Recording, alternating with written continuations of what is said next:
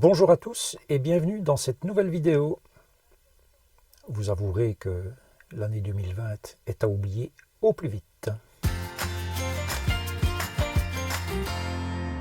Cette année 2020 pour la van life, finalement, c'est pas terrible du tout, puisque nos libertés ont été quand même fort mises à mal durant de nombreux mois.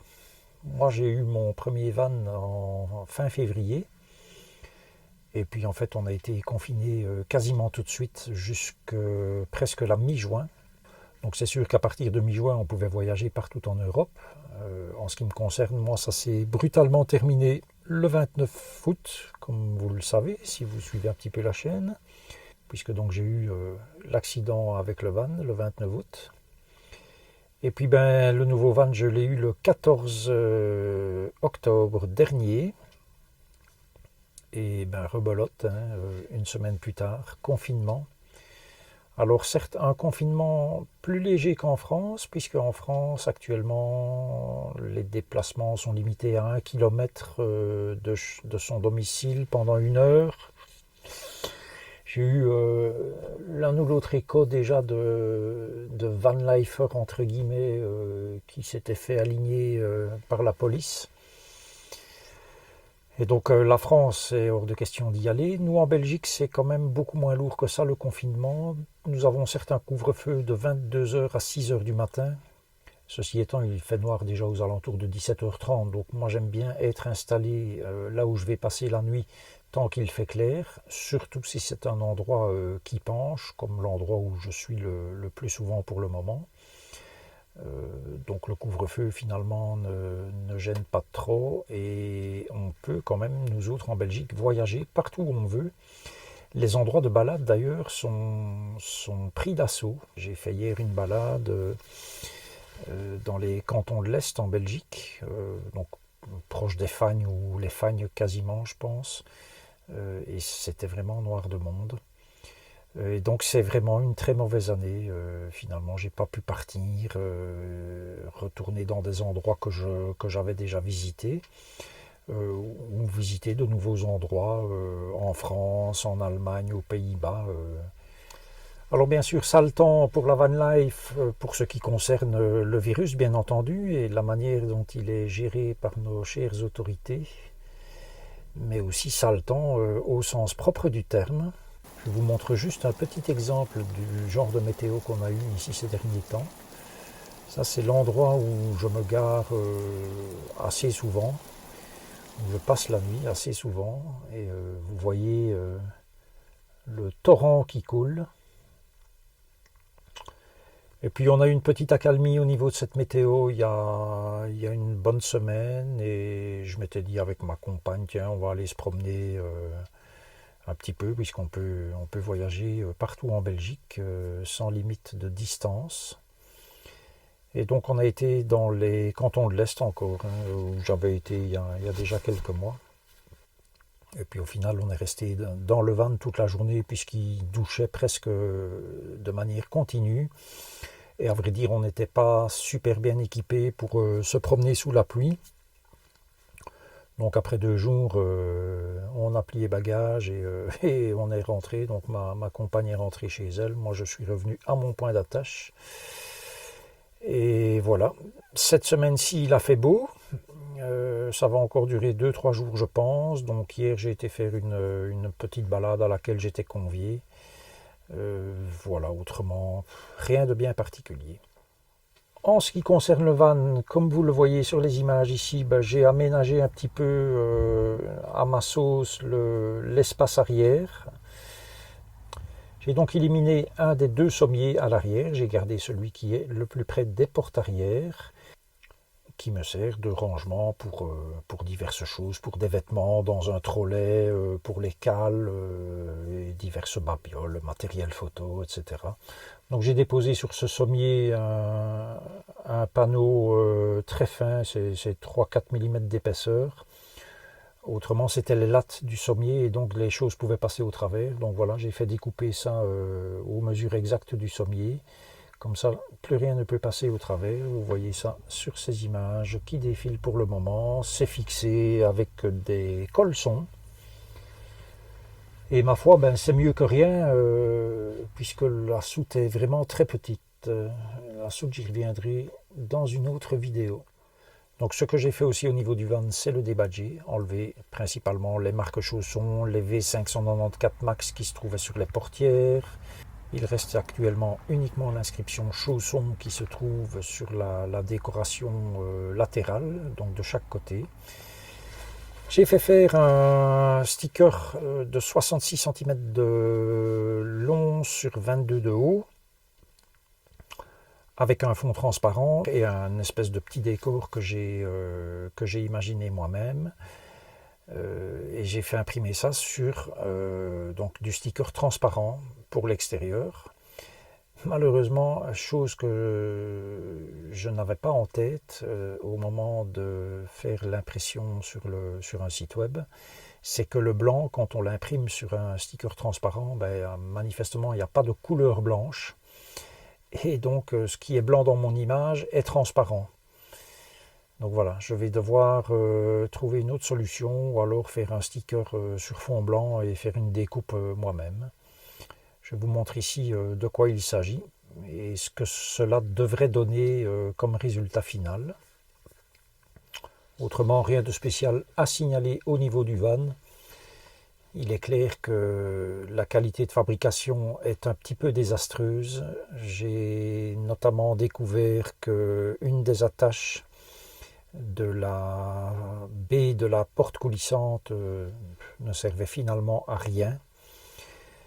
Je montre également la baie qui est juste en face, donc celle qui est à la table.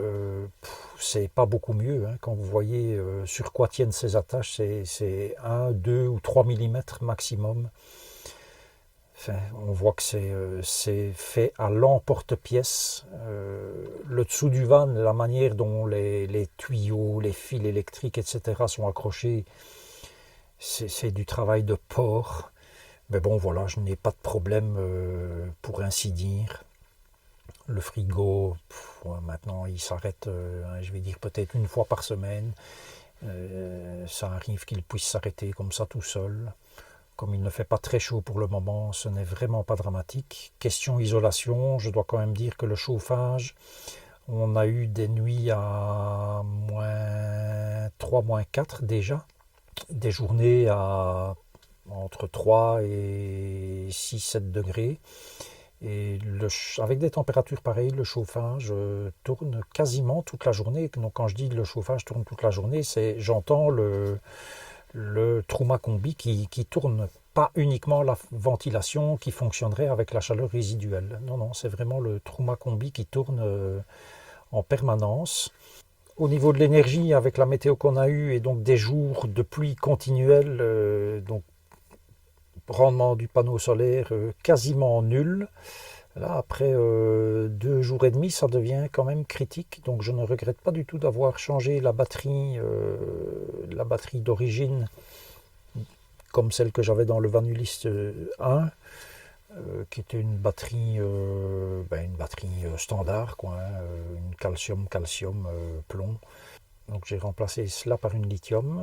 L'avantage de la lithium quand même, c'est qu'elle permet de descendre beaucoup plus bas en décharge qu'une batterie standard.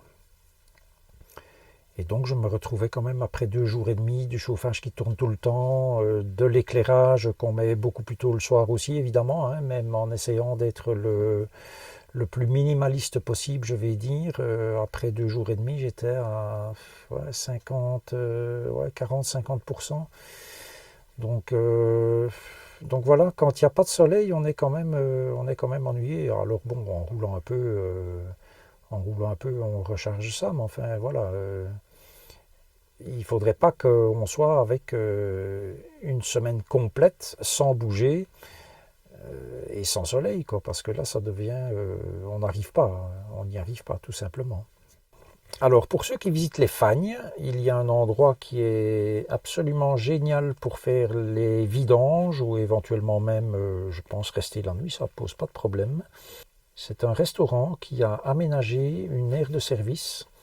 C'est extrêmement propre, c'est grand, c'est plat. Le parking, lui, n'est pas plat, mais l'aire de service en elle-même est plate. C'est bien équipé, il y a de l'électricité si on veut. Ce restaurant se trouve à Waimes, W-A-I-M-E-S, et il s'appelle le Fait à Fondue. Donc j'imagine, je n'ai jamais été à ce restaurant, mais j'imagine que c'est un restaurant où on mange des fondues. Et voilà, je vous montre quelques images de cet endroit. Je n'hésite pas à faire de la publicité du propriétaire de ce restaurant et de ce restaurant parce que l'accueil est vraiment exceptionnel.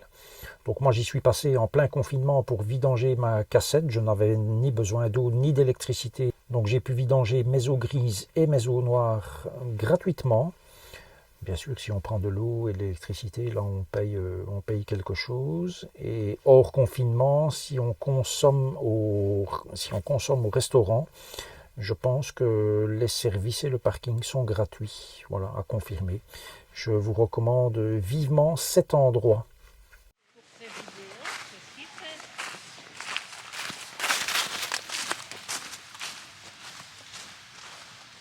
Alors aujourd'hui, promenade dans les bois, dans les régions de l'Est, en Belgique, canton Ribinier,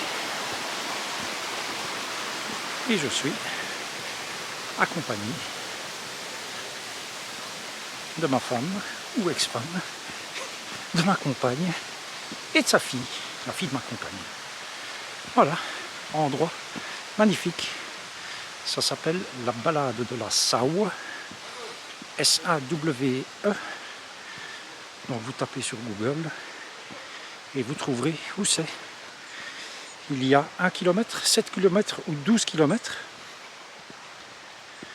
Étant donné que j'ai tout mon barda sur le dos, plus le poids des poils, puisque je ne me suis pas rasé, j'ai opté pour les 7 km.